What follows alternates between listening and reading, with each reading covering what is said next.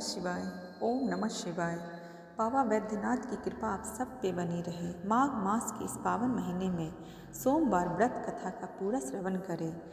भोले बाबा आप सबके जीवन में खुशियाँ सुख समृद्धि बनाए रहे। ओम नमः शिवाय। प्रिय भक्तगण, सोमवार के व्रत को लेकर मान्यता है कि इस व्रत को करने से भगवान शिव अपनी भक्तों की सभी मुराद पूरी करते हैं। सोमवार का दिन भगवान शिव को समर्पित है और जो भी भक्त सोमवार का व्रत करते हैं वह यह कथा पूरी सुने और कथा पूरी होने के बाद महादेव की आरती जरूर करें और प्रसाद वितरण करें।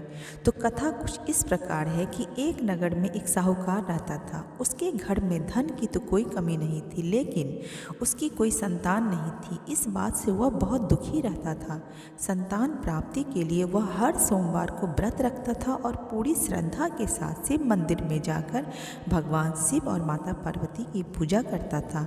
उसकी भक्ति देखकर एक दिन माँ पार्वती प्रसन्न होकर भगवान शिव से साहूकार की मनोकामना पूर्ण करने की निवेदन की। पार्वती जी के आग्रह करने पर भगवान शिव ने कहा कि हे पार्वती, इस संसार में हर प्राणी को उसके कर्मों का फल मिलता है और जिसके भाग्य में जो होता है वह उसे भोगना पड़ता है। लेकिन पार्वती जी ने साहूकार की भक्ति देखकर उसकी मनोकामना पूर्ण करने की इच्छा व्यक्त की। माता पार्वती के आग्रह पे शिव जी ने साहूकार को पुत्र प्राप्ति का वरदान दिया और उसे यह भी बता दिया कि यह बालक 12 वर्ष तक ही जीवित रहेगा। साहूकार यह सब बातें सुन रहा था, इसलिए उसे ना तो इस बात की कोई खुशी थी और ना ही दुख था। वह पहले की भांति शिव जी की पूजा किया करता रहा। कुछ समय बाद साहूकार की पत्नी को एक पुत्र का प्राप्ति हुआ। जब वह बालक 11 वर्ष का हुआ तो उसे पढ़ने के लिए काशी भेज दिया गया। साहूकार ने पुत्र के मामा को बुलाकर उसे बहुत सारा धन देते हुए कहा कि तुम इस बालक को काशी ले जाओ और विद्या प्राप्ति के लिए ले जाओ। तुम लोग रास्ते में यज्ञ कराते जाना और ब्राह्मणों को भोजन दक्षिणा देते हुए जाना। तो इस बात को सुनकर दोनों मामा भांजा इसी तरह यज्ञ कराते हुए ब्राह्मणों को दान दक्षिणा देते हुए काशी नगरी की ओर निकल पड़े। इस दौरान रात में एक नगर पड़ा जहाँ नगर की राजा की कन्या का विवाह था। लेकिन जिस राजकुमार से उस कन्या का विवाह होने वाला था वह एक आंख से कान्हा था।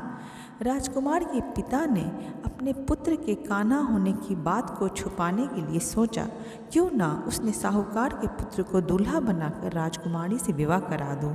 विवाह के बाद इसको धन देकर मैं विदा कर दूंगा और राजकुमारी को अपने नगर ले जाऊंगा। लड़के को दूल्हे के वस्त्र पहनाकर राजकुमारी से उसका विवाह करा दिया गया। लेकिन यह सब बात साहूकार के पुत्र को अच्छा नहीं लगा। साहूकार का पुत्र बहुत ईमानदार था, उसे यह बात सही नहीं लगी, इसलिए उसने अवसर पाकर राजकुमारी के दुपट्टे पे लिखा कि तुम्हारा विवाह तो मेरे साथ हुआ है, लेकिन जिस राजकुमार के संग तुम्हें भेजा जाएगा वह एक आंख से कान्हा है। मैं तो काशी पढ़ने जा रहा हूँ। जब राजकुमारी ने अपनी चुन्नी पर यह लिखी बातें पढ़ी तो उसने अपने माता पिता को यह सारी बातें बताई। राजा ने अपनी पुत्री को विदा नहीं किया, फिर बारात वापस चली गई।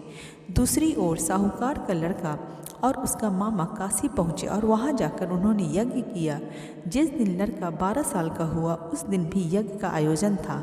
लड़के ने अपने मामा से कहा कि मेरी तबीयत कुछ ठीक नहीं है, तो मामा ने कहा कि तुम अंदर जाके आराम कर लो।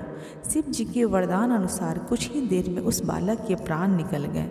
मृत भांजे को देख उसके मामा ने बहुत विलाप करना शुरू कर दिया, लेकिन संजोगवश उसी समय शिव जी और माता पार्वती उधर से गुजर रहे थे। तब माता पार्वती ने भोलेनाथ से कहा, स्वामी, मुझे किसी के रोने की आवाज़ आ रही है और इसका रोना मुझसे सहन नहीं हो रहा है। आप इस व्यक्ति के कष्ट को अवश्य दूर करें। यह सुनने के बाद जब शिव जी वहाँ गए तो शिव जी ने मृतक बालक के समीप गए और बोले कि अरे, ये तो वही साहूकार का पुत्र है जिसे मैंने 12 वर्ष की आयु में वरदान दिया था, जो सिर्फ 12 वर्ष तक ही जिंदा रह सकता था। उसके बाद उसकी मृत्यु निश्चित थी।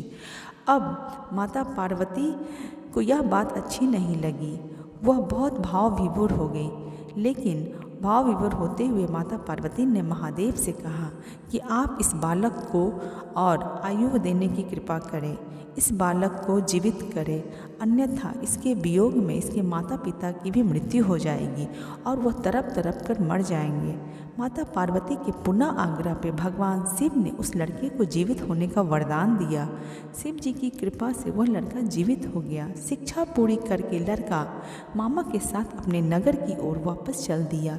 दोनों चलते चलते उसी नगर में पहुँचे जहाँ उस लड़के का विवाह हुआ था। उस नगर में भी उन्होंने यज्ञ का आयोजन किया। उस समय जब वह नगर में यज्ञ का आयोजन किया और वहाँ पहुँचा तो उस लड़के के ससुर ने उस लड़के को पहचान लिया और महल में बहुत ही सम्मान के साथ महल में ले जाकर उसकी खातिरदारी की और अपनी पुत्री को विदा कर दिया। उसके बाद उधर साहूकार उसकी पत्नी भूखे प्यासे रहकर बेटी की प्रतीक्षा कर रहे थे। उन्होंने प्रण रखा था कि यदि उन्हें अपनी बेटे की मृत्यु का समाचार मिला तो वह भी प्राण त्याग देंगे, परंतु अपने बेटे के जीवित होने का समाचार पाकर वह बेहद प्रसन्न हो गया और उसी रात भगवान शिव ने साहूकार को स्वप्न में आकर बोला कि हे सृष्टि, मैंने तेरे सोमवार व्रत करने और व्रत कथा सुनने से प्रसन्न होकर तेरे पुत्र को लंबी आयु प्रदान की है। इसी प्रकार तुम उठो और अपने पुत्र से मिलो और देखो तुम्हारा पुत्र तुम्हारे सामने है। इस तरह वह साहूकार बहुत खुश हो गया और अपनी भक्ति भावना भगवान भोले के शरण में हमेशा लगा के रखा। महादेव ऐसी कृपा सब पे करे। इसी प्रकार जो कोई सोमवार का व्रत करता है, कथा सुनता है और पढ़ता है, उसके सभी दुख दूर हो जाते हैं और सबकी मनोकामनाएं पूरी हो जाती है। बोलो ओम नमः शिवाय। भोले बाबा की जय, महादेव की जय, हर हर महादेव।